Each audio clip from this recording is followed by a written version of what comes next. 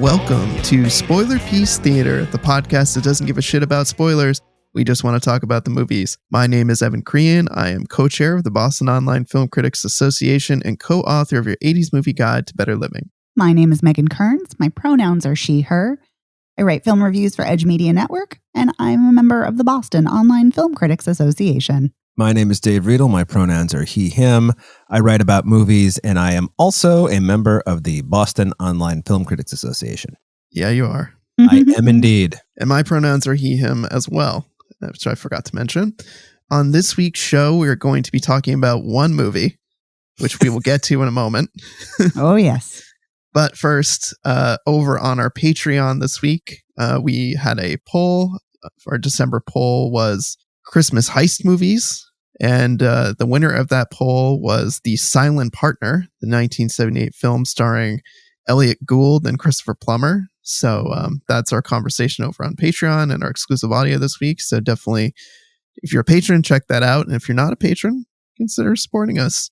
You can get access to exclusive audio. We do that weekly, and there's somewhere in the neighborhood of 200 bonus episodes on top of the almost closing in on 400 episodes of Spoiler Piece. So definitely check that out. Woo, 400. Yeah, crazy, right? This week's show, we have one big movie, and we wanted to give ourselves plenty of time to talk about it because we thought this might be a movie we're going to have some things to say about.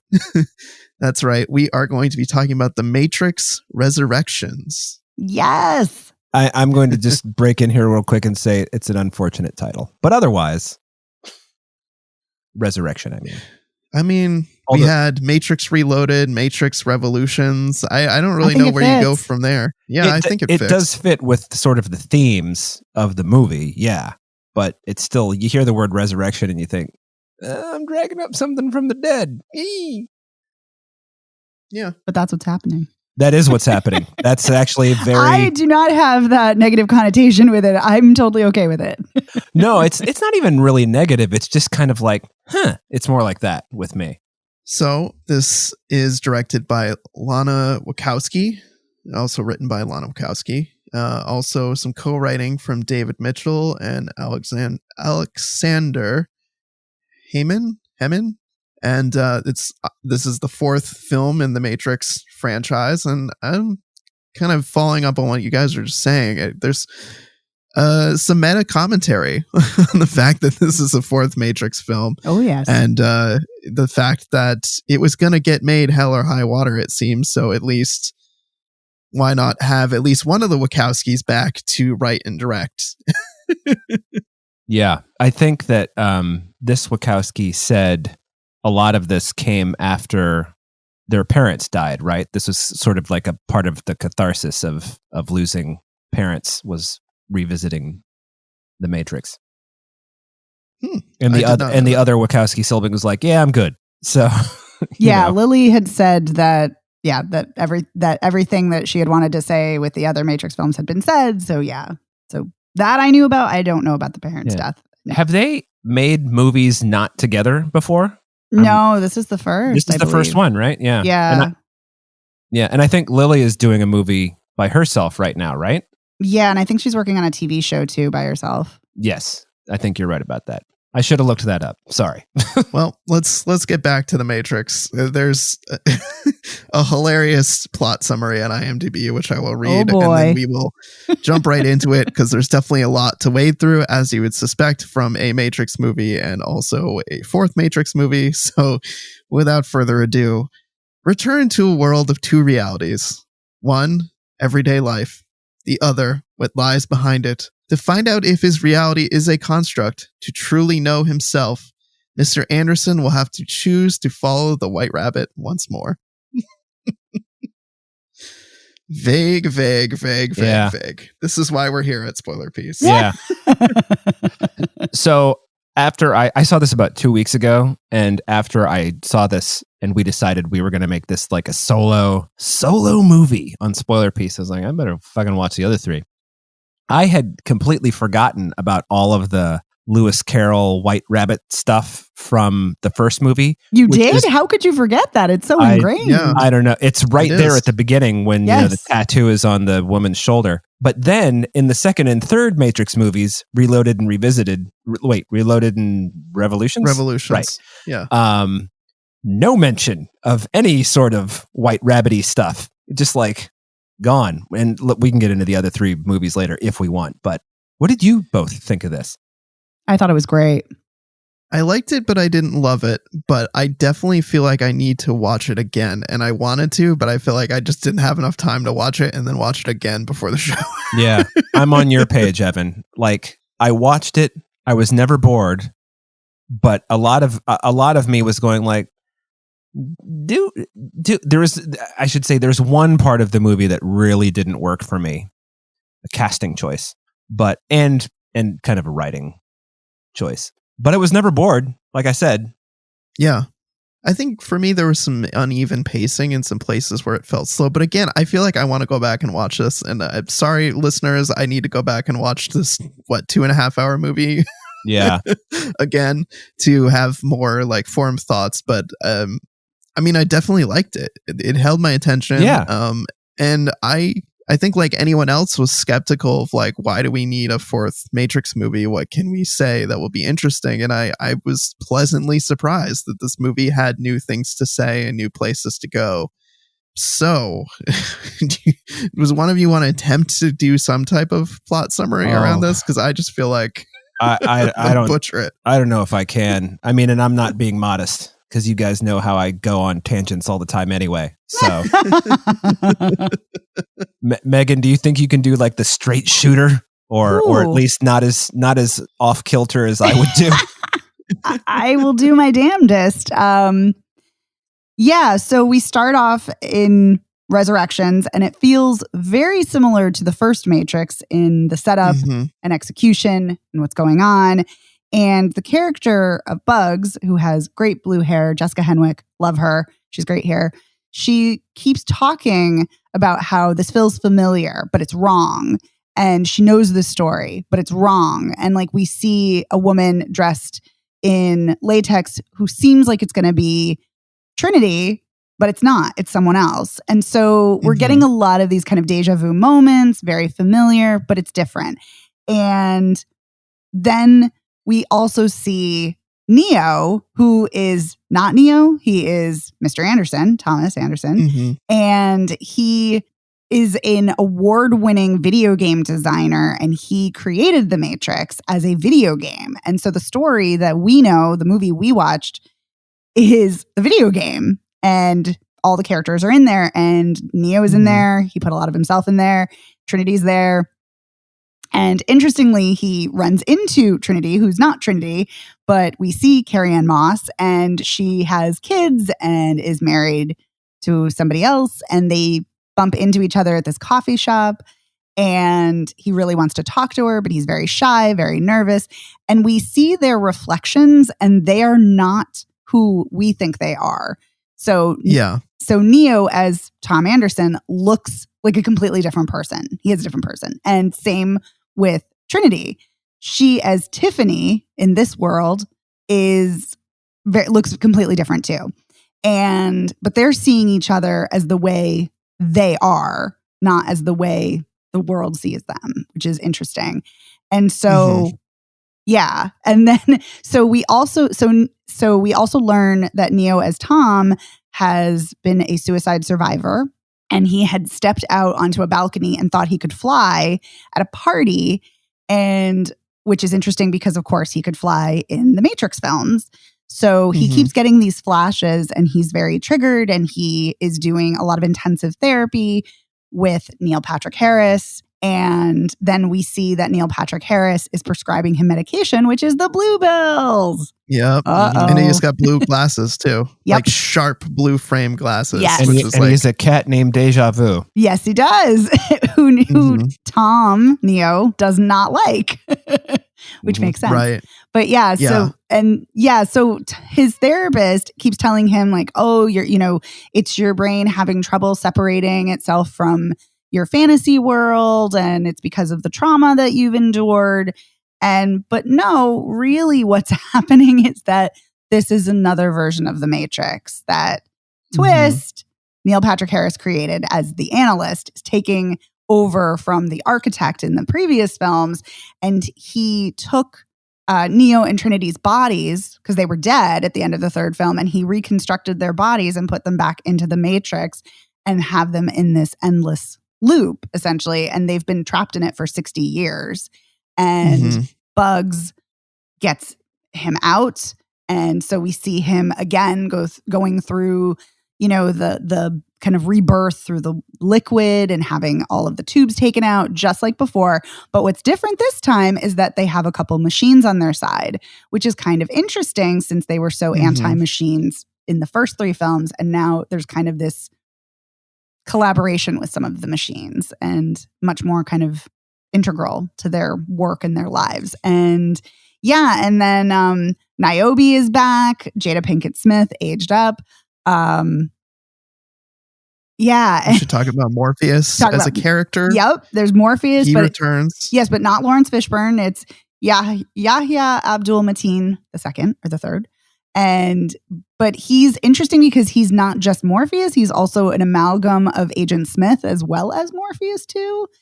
And and he's a program. Yes, because he's the character that was in his game. And basically what the whole thrust of this is one, getting Neo out of the Matrix, finding out there is still the Matrix running around, and then Neo wanting to get Trinity out because she's still trapped in it. And so basically he gets a team together to rescue her. And then they do. And then they do. And then at the end, they confront the analyst, and then they are like superheroes, and they're going to create the world that they want. Right. I dig it. Yeah. Me too. I enjoyed that quite a bit. There's a lot of callbacks to the first Matrix movie. Yes. The whole Alice in Wonderland, White Rabbit piece. There's some shots that are direct callbacks. Like there's the helicopter and the shells are falling from the helicopter. There's lines of dialogue like when he goes, "I still know Kung Fu." Yes. One of everyone's favorite lines from the first one. "I know Kung Fu." I always think of the SNL Celebrity Jeopardy sketch. I think Tobey Maguire was playing Keanu Reeves. Like, "For the last time, Mr. Reeves, no, you don't." Yeah. But yeah, the developer is talking about bullet time and very meta. And what an invention that was. Although I think what game stole bullet time from the Matrix? Was it Max Payne? I think Max Payne stole bullet time. It took it and ran with it. And so I don't know. I like that. I like that we're getting a fourth Matrix movie that's calling back or paying homage to the first movie, but then in a meta way, kind of expanding and kind of shooting out from that in different directions. I completely agree. I thoroughly enjoyed it. I thoroughly enjoyed the meta commentary. I enjoyed all of the callbacks because to me, it wasn't just done for the purpose of being repetitive or to retread the same territory, even though I think that's what some people think is happening. And it's a fair criticism, but I don't think that's what's happening. And so I really appreciated it. And there's actually so much I love about this film and so much I enjoyed. I really, really enjoyed. I mean, Keanu Reeves is always great. Carrie-Anne Moss is always great. But I really appreciated and relished their chemistry in this one. I don't know if they always had such an amazing chemistry in the other films. I agree. Yes. Ooh, nice. I think they did. I think that they had pretty strong chemistry. I think it worked pretty well in the first one, but the second the second and third movies are so different from the first one. They're pretty dense, though, with like the love story at the center between the two of them. And so for me, I feel like they wouldn't work as well. That's not what I'm talking about, though, because you're right. The love story it does hinge on their love story, but that doesn't necessarily mean people have chemistry. Right. And for me, I think what's interesting about their love is, other than they're both hot, why are they drawn to each other? We don't know. But which is kind of interesting because part of me is like, well, why do they actually like each other? They don't really have any conversations that would lead me to believe they're drawn to each other other than just a physicality. But then again, at the same time, sometimes you can't explain your emotions or love or your retractions or your feelings. So maybe that's what's happening here. So yes, right. And that's a callback to the second and third matrices. Sure, let's go with that. Which is, there's the whole subplot that the Oracle is like, it's not all the choices are illusions. You've already made your decision. Correct. And I think it's kind of like that, Totally. But regardless of and I think there are multiple ways to look at it, just like any great art. I think their chemistry now is palpable and completely worked for me here. Totally legit. Because I when I saw this, I didn't remember really what their chemistry was like in the first three movies, but now I do. But I remember thinking like, yeah, these two are really pulling it off. But in the first movie, it sort of just works because I think of the whole, frankly, the way the plot runs. Everything just sort of lines up the way it's supposed to, not just because of the screenplay, because it actually plays by its own rules. And then you get to the second and third one, and it's kind of making everything up as it goes along. But in this movie, I feel like it like you were saying, Megan, and you, Evan, like it brings in new things while paying homage to the previous movies, mostly homage to the first movie. Yes. Because the Wachowskis have said, well, we never planned to make a second and third movies. This the first one was such a big fucking hit, we had to. So I have always kind of felt like, right or wrong, that the second and third, they're just such different animals. Although I told you both off mic, I watched them both in the past couple of days, and the second one is a lot better than I remember it being. Yeah. And I have always said that. I actually really like the second and the third one. They're nowhere near as innovative or great as the first one, but I think they're still very enjoyable, and I enjoy them. Yeah. I was going to say the second one, it was definitely, it's tight. It's a tight action movie. There's a lot of really entertaining action. And I like the ways it expands upon the lore of the Matrix. And the third one, I feel like kind of muddles the lore, which is the part I don't like about it. And maybe kind of, I think, leans too much on melodrama in places, but still a very entertaining movie. But also, and this was my big problem with the third one, is you introduce all these secondary characters who you have no idea who they are. It's just that you're supposed to care about them all of a sudden. Although I will say the guy who played Bane did a really good Hugo Weaving impression. Yes. But I think, so I have some gripes about The Matrix Resurrections. Okay, we haven't even talked about all the stuff I love about it. But I know. Okay, Well, let's talk about the gripes too. No. I was going to say, let's talk about the things you like about it first, because I mean, I keep saying that I have gripes or whatever, but kind of like Evan was saying, there's nothing about this that I disliked. It was a lot of fun to revisit this. One of the things that people have for years sort of shit on Keanu Reeves' acting ability until he's had this second career resurgence. But if you go back and watch Keanu Reeves, especially in the first and second Matrix, he is quite fine in this role. Oh, listen, I have loved him since Parenthood. I think he's always been a great actor. I really do. I agree. I think he's very underrated in many cases, his acting ability. And sure, he's not always perfect. Who is? But no, I think he always is great and always is doing something interesting and brings a lot of charisma to his roles. Yeah, the thing that I like so much about Keanu Reeves is he's thoughtful. So therefore, he's very thoughtful. Exactly. Yes. So therefore, his characters are thoughtful. Yes. And what I like about what he does is, I've talked about this in years and years past. Like, you can always see Arnold Schwarzenegger thinking on screen, but in a bad way. It's like he's thinking what would the character do here? Oh, he would go, so that's what I will do.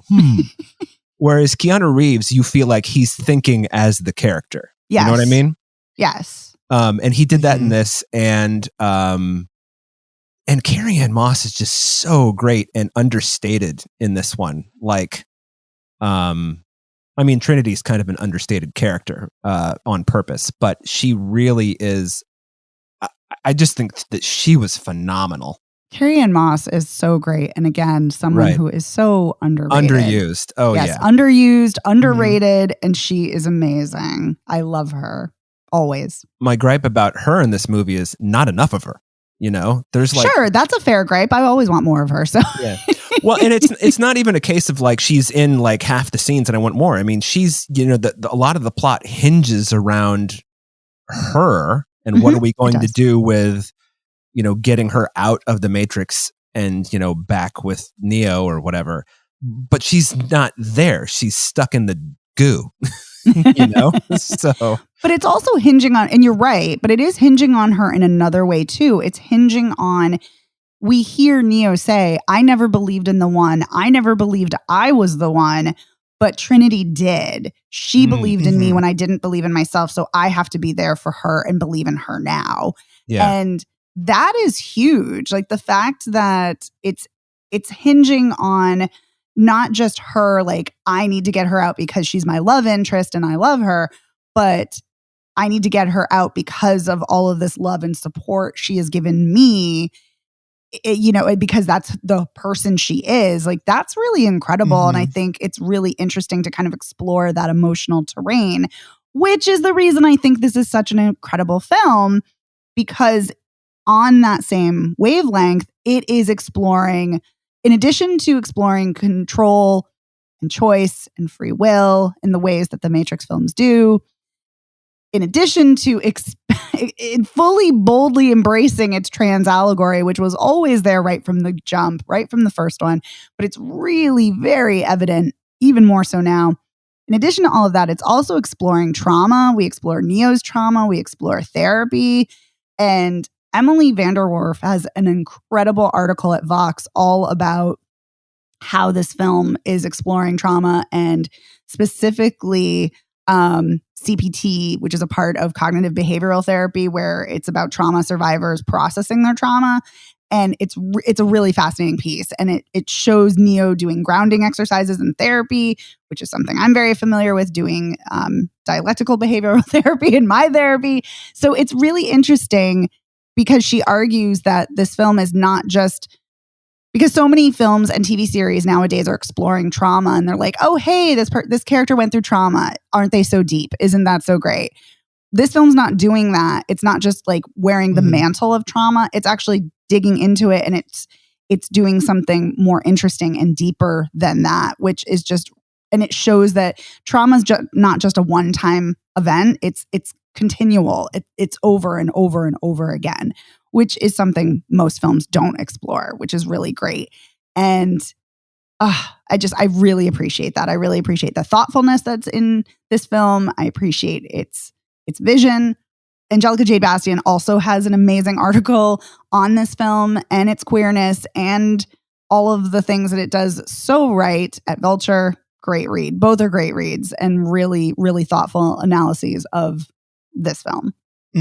Yeah, and I would also, for those listeners, if you're not familiar with the conversation around the original Matrix film as a trans allegory, Emily Vanderwerf has written about that, specifically her experience watching it as a trans person, and there's a great kind of like grounding piece of hers that you can read to kind of get up to speed on that part of the conversation if you're not familiar with that. So that's a great kind of primer to get into that part of the conversation as well. Evan, I love that you brought that up because that article is such a great piece.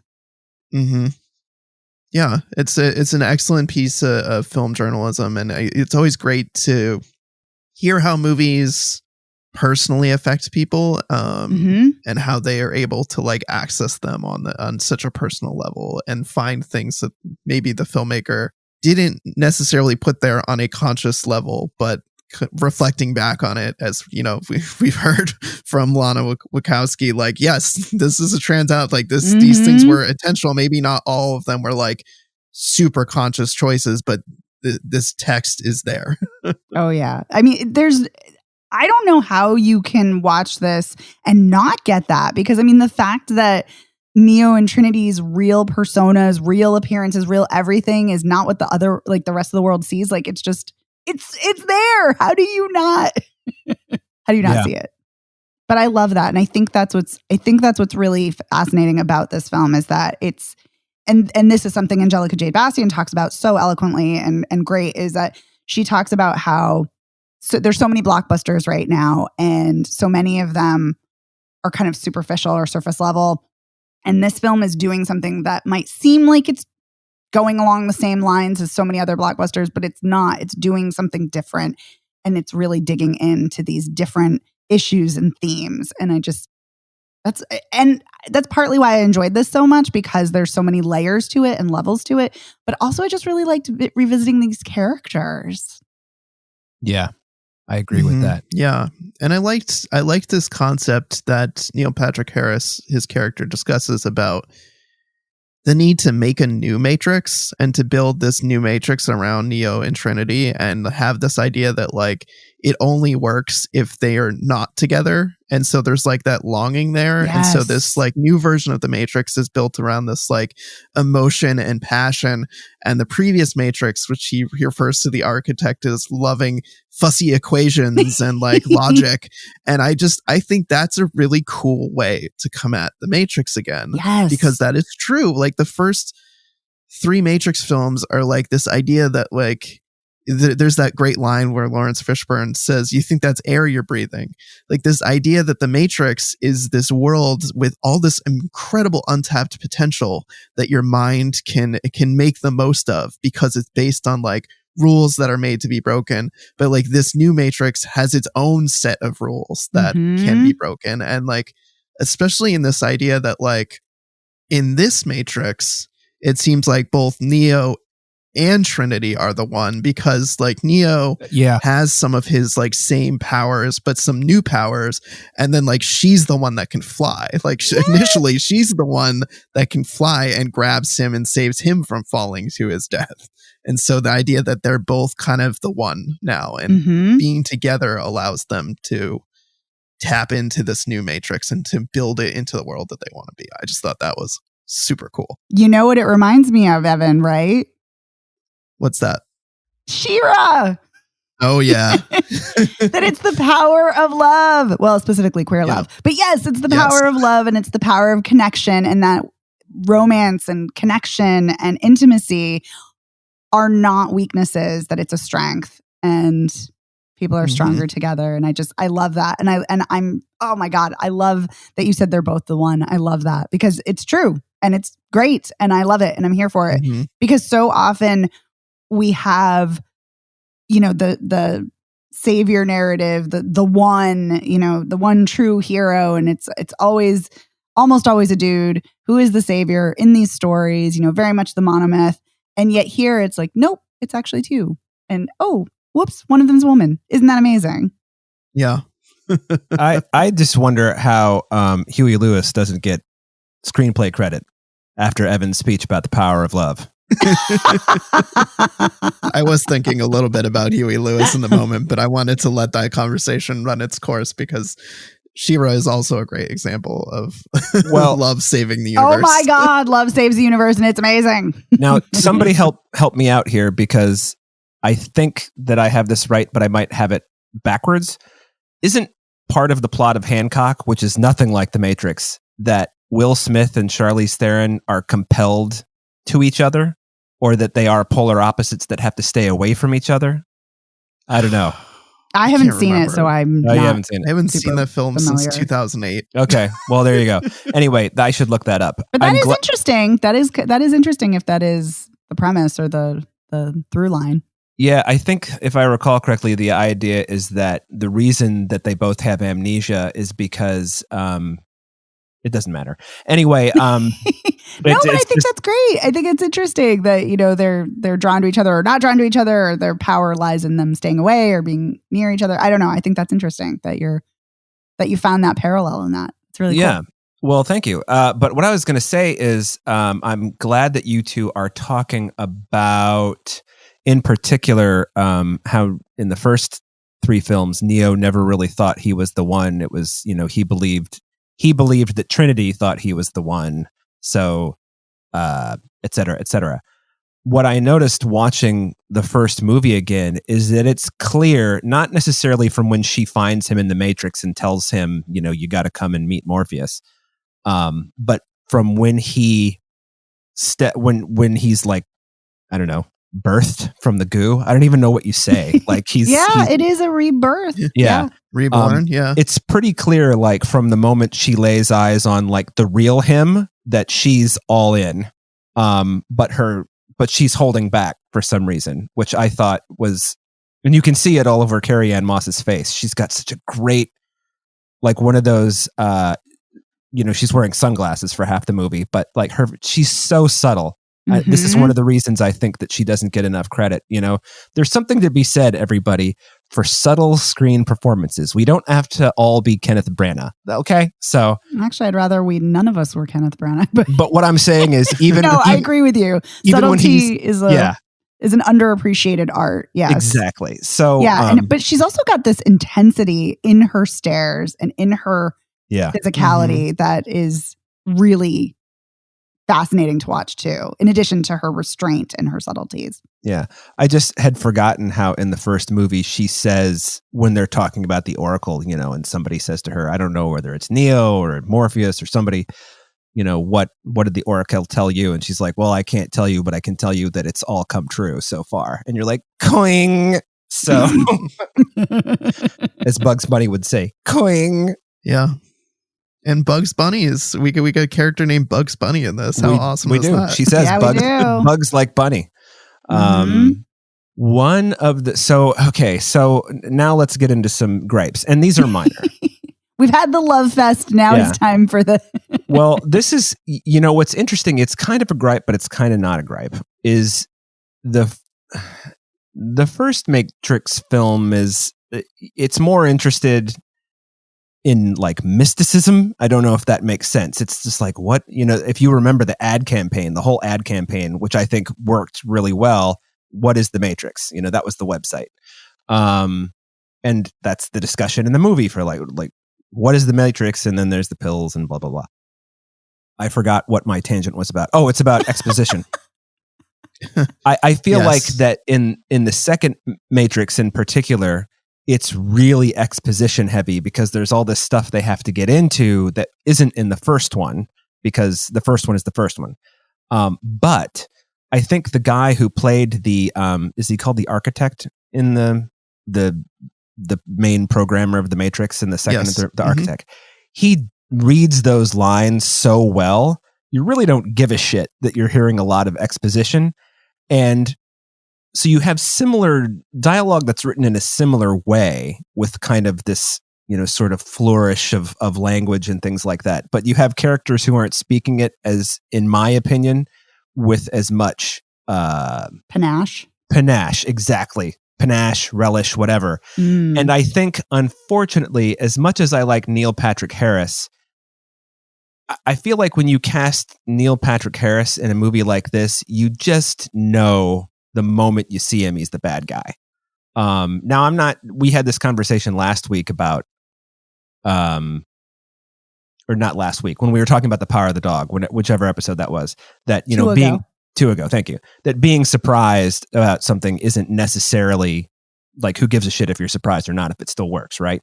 But I feel like, in this, just with the whole kind of history in movies of therapists being evil, or I guess he's a psychiatrist because he can prescribe medicine, medical head shrinker psychiatrist types being bad, and Neil Patrick Harris being Neil Patrick Harris, who's really good at sort of playing like quiet malevolence. I was kind of bummed out that when it's revealed that he wrote the new Matrix, and he's not called the architect, he's the analyst because he's a therapist. Mm-hmm. Yep. It's kind of like, well, yeah, all right. It's still cool that we get to see Neo and Trinity, but yeah. I mean, that worked for me. I think because Neil Patrick Harris is really great at playing arrogant and smug. Yes, for sure. Agreed. He's good at that. So I think that worked for me, but I agree that the exposition in this film, which can be heavy in places, does not work as well because there's not necessarily the best line delivery on some of it. That's definitely something that I can agree with you on. Like the architect, you're right, had a very specific way. He had a very machine-like cadence that actually worked really well, even though he was saying some like bonker shit that you're like, this doesn't even make sense to me, but okay, fine. Yeah, who uses the word assiduously? I mean, I remember that specifically. Like, who uses that word? It's a great word, but who uses it? You know? Yeah, I hear what you guys are saying. I didn't have that issue, didn't have that problem, but I hear what you guys are saying. I did not mind the heavy exposition and I didn't mind the execution of it. So yeah, but I hear you. Yeah, I feel like on a similar note, the Merovingian, who I was entertained to see show up again, I sure I felt was like too. He was just spouting utter nonsense from his mouth, and I'm just like, okay, glad the Merovingian's back, but like, what? Yeah, he spouts utter nonsense in the second movie too, though. I mean, he does. He's so out there.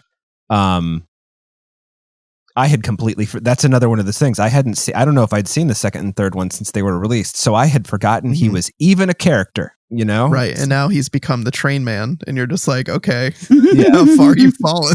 Yeah, I like the Train Man better when he looked like a weird cross between Neil Young and Tom Waits, and now he's the Merovingian. Or what, Merovingian? Is that the Merovingian? Thank you. I can't. I mean, these names are. Sometimes it's beyond me. Like keeping the architect from the previous three films and the analyst from this film, I'll never get that right, except that moment when I just did. So I love it. I love all of its mythology. I love how labyrinthine it sometimes gets. I do. I love it. I just really, really loved how Keanu Reeves, how Neo or Thomas Anderson or whatever you want to call him, just looks like he is suffering from PTSD in a way, just like, because he is. Well, yes. I mean, and how effectively Keanu Reeves plays that. Mm-hmm. And also that he's also just decided that he's going to look like John Wick in every movie. I love it. And I'm here for it. He looks so good with that hair and beard. It's ridiculous. Someone commented on it too. Some other character was like, whoa, what's the deal with this new look you got going on, buddy? Yeah. Which is so meta. I love that the movie is meta about even that. Yeah. To say, by the way, you guys know I never comment on people's appearances. It's just kind of my thing. I just don't do. Yeah. But I'm here 100% for Keanu Reeves. Yeah. As in the John Wick attire. Really, I'm here for Keanu Reeves and Carrie-Anne Moss. Both of them together. Whew. Yeah. Oh boy. Well, rewatching the first movie, the single coolest moment, I think, in the first Matrix movie is when it's after the We Need Guns, lots of guns scene, and they're going into the lobby of that building where Morpheus is being held. Mm-hmm. And Carrie-Anne Moss blows two guys away with a shotgun. And then the way she lifts it up and spins around and runs away, I'm just like, no one has ever looked cooler holding a gun than she did in those 3 seconds. Right? Or riding a motorcycle. Yeah. Like, oh, yeah. The Ducati, the whole thing about the Ducati. Yes. Even there's a line about the Ducati. Yes. So, Matt, you've spoiler pieced me into liking this more than I did, Megan. Yay! This is amazing. Well, you know what, though, is you have to give it credit for, I mean, the Wachowskis, for all their filmmaking faults, and they have many, they're never, like, even when you're watching Jupiter or whatever it's called. Jupiter Ascending. Thank you. Which is a blast. No, it's, I mean, I didn't. It's a mess, but it is such a blast. It is a mess. Yes, they swing for the fences. They do. Right. You got to give them credit for that. Yes. They are bold, and I love it. It's kind of like how last week we were talking about, like, movies don't need to be ambitious if they're good, which The Tender Bar is not ambitious, and it's fine. It's not very good. Whereas, a lot of the Wachowski movies are not so good, but they're ambitious as fuck. So it's like, I really appreciate, like you just said, Evan, they swing for the fences, even if they don't always. That was Megan. Thank you, sorry. Evan. See, you guys are of one mind on this movie so much, I can't even tell you apart. We're a hive mind. Exactly. A hive mind of two. Like the Sentinels. Yeah. Yes. I'm doing a wiggle in my chair to be like the tentacles. That's amazing. Yeah. I need to watch this again. I felt like I needed to watch it again after 2 weeks ago because I was like, there's a lot going on here. There is a lot. But Yeah. I think that if you're going to give anybody a chance to reboot a franchise and have it be the originals, I think that, this is about as good as you can do. And I mean, what's kind of amazing is that they get away with making the same movie, but making a different movie. You know what I mean? Mm-hmm, Like this is just like watching the first Matrix, except but yet it's not. Yeah. It's really bizarre. It's like when they rebooted Star Trek and you're like, oh great, J.J. Abrams, and you're like, oh, it's as bad as I thought it would be. It's like nowhere, it doesn't have the spirit. See, I liked the first Star Trek reboot. You know what I liked about the first Star Trek movie is that they, talking about swinging for the fences, they made the choice to destroy the entire Star Trek lore so that they could build a new one. And then what do they do? In the sequel, they do Wrath of Khan. Just so dumb. Yeah. I hated that. Absolutely hated that. I know. I thought that was the worst choice ever. It really was. It's like those movies are a mess. I know. It's like you went to all this trouble to wipe out everything that happened in every version of the original series. And then you're going to do this? Listen, Wrath of Khan is a masterpiece, but come on. Yeah, I don't know why you would try to top that. I mean, right? It's just perfect the way it is. But anyway, but I think this movie, it really works in a lot of ways. By the way, I just want to mention, having seen the first three again in the last couple of days, man, are those movies green. Like the color green. So green. Yes. Everything is green. Mm-hmm. That's so funny and I'm so glad you brought that up because, well, one, I love talking about color palettes and cinematography. Yeah. But the other thing too is that's actually in Angelica Jade Bastien's review too. She talks about the green color palette in the other films and how this one is much warmer, has sunlight streaming and she posits it's because, or part of the reason is because it is this romance, this really, I think she calls it a bold romance or it is boldly romantic. And I love that. But it is a very different color palette while still having visual nods to the original. Yeah. Well, I think part of there's several factors at play. One, the green was a conscious choice in the first movies. Obviously, you don't fucking have that much color in, one film series accidentally. Two, it was also kind of the time. I feel like in the 90s, your movies were either very blue or very green. More of them were blue than green, but it was not uncommon to see either of those things.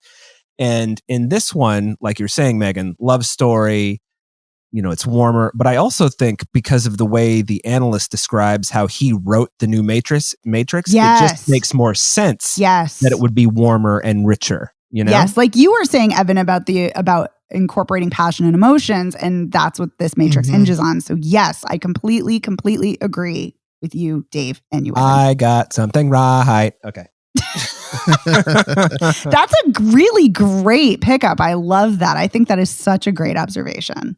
Thank you. I'm thinking about all of the people who don't like me, who would listen to this show and be like, "Oh, Dave, you good." So well, fuck them if they don't like you. Who cares? I know exactly. That's what I'm saying. That's their loss, Dave. Their problem. So I can't believe you guys a spoiler piece me, and I have HBO Max. I could just finish the show and fucking watch it again. I know. I have to say, I already thought this was great coming in, but talking about it even more, I'm like, oh my God, this is even better than I thought. And I feel like Dave. My gripes are on the minor side as well. It's like if I think to like the things that it's like maybe uneven pacing, some a heavy exposition that I don't love, and I didn't love the action scenes in this much. Mainly the editing I think was not as strong as in the previous films. I definitely agree with that. Yeah. But I mean, it still held my attention. It's still interesting. I still plan to watch it again. It's like I want to watch it again because I want to experience more and like delve deeper into some of the themes and just not have just like initial kind of like surface level reaction viewing of it. Mm-hmm. Yeah. It's kind of interesting that you mentioned the action scenes I feel the same way about the action scenes. In particular, the final action scene in the coffee shop. It's like, why is this action scene in the coffee shop? I mean, what a boring location. It's all gray. Mhm. Now, I get that's part of the whole thing of like, we were just talking about color palettes and stuff like that. But when they finally get out into the open, it's still just kind of like, I feel like this movie also looks more like it was shot on sound stages than the other ones did, even though they were too. But they also had, practical locations, et cetera, et cetera. But this one felt more, in particular with the action scenes, like they just weren't as fluid. I guess that's the best way I can describe it. Yeah, I think that's a good description. And I had seen some back and forth on Twitter of some people being like, there's not enough like gunfights or not enough guns in this. And other people were like, well, you're stupid because it doesn't need guns. It's better because there's less guns.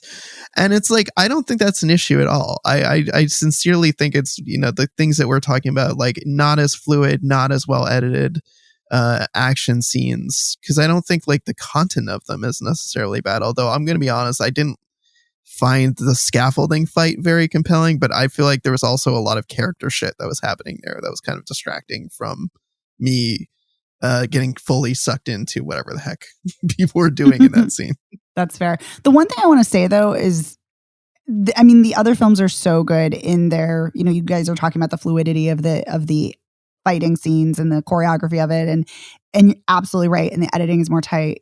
I have to wonder though, it seems like that's an intentional choice, and I do wonder if it's an intentional choice to make the fighting not as striking, not as pretty, to have it more rough, since as I read, it's the fight choreographer from John Wick, so maybe it's supposed to look more real. Who can say? Maybe. I don't know. I mean, they do kind of break down the idea of bullet time and like this Matrix, like not really relying on the whole bullet time thing. So could be. I was also a little bummed out that Hugo Weaving was not back, although apparently that was a whole thing. But I kind of like the way they made Mr. Smith in this movie. Jonathan Groff is always great, and I'm always here for him. He's really good. But I mean, the moment he steps on screen and you're like, wait a minute, you two are business partners? Why? Because the Matrix told you are? Oh, yes. But like, it's kind of like the Neil Patrick Harris thing. It's like, well, this guy's just a slime ball. But he's got his own agenda, which I love. Yes, he has a different agenda from the old Mr. Smith. Yes. Which is just sort of, I just like Hugo Weaving a lot. So it would have been cool to see him. It's kind of amazing how he was able to wring 3 fantastic performances in a movie where the character basically has no arc, so that's very true. I mean, it takes a lot of charisma to pull that off when you're basically saying the same thing in all 3 movies. But anyway, he still knows Kung Fu, Keanu. That's pretty good. True. So I feel like we've covered a lot of ground here. Is there anything that we feel like we missed or would feel like was incomplete if we didn't? Our discussion would be incomplete if we didn't mention. I think I actually hit everything I wanted to. I think I remembered it all. Well, I wrote it down this time. So. Notes are good. That helps. It does. It's funny. I feel like this is a good place to stop, only because as we're talking, I keep thinking about more scenes, more topics, more things to unpack, more things to analyze, which is kind of a beautiful thing about a film. It's certainly what I really enjoy is picking things apart, looking at it deeper. And I think that's the beauty of this film, is that you can access it on multiple levels. You can just watch it, or you can watch it and think about it and really contemplate it more deeply. But yeah, I keep thinking of more things I want to talk about. And I think this is a film that we literally could just keep going into and keep digging into and just keep talking about more. So I think for me, this is a good place to stop. But oh my God, there's so much more I want to discuss. I feel like a couple things I wanted to mention. Love the cover of Wake Up at the end. Rage Against the Machine's Wake Up. As a nod to the original films. because that's just such a great song anyway, like lyrically. Oh my God, it is. Happy to see it crop up again. And one thing, kind of watching all of these films that I feel like is maybe, I don't know, I feel like it's maybe underappreciated, but I mean, a lot of people talk about the Fast and Furious films in discussion of like diverse casts and just having like a really great stacked diverse cast. But I feel like revisiting the original Matrix movies, I feel like that was the strength of theirs as well, that maybe went underappreciated. Like lots of different characters of color and like not very many white characters. And they're villains. Yeah. Except for Trinity.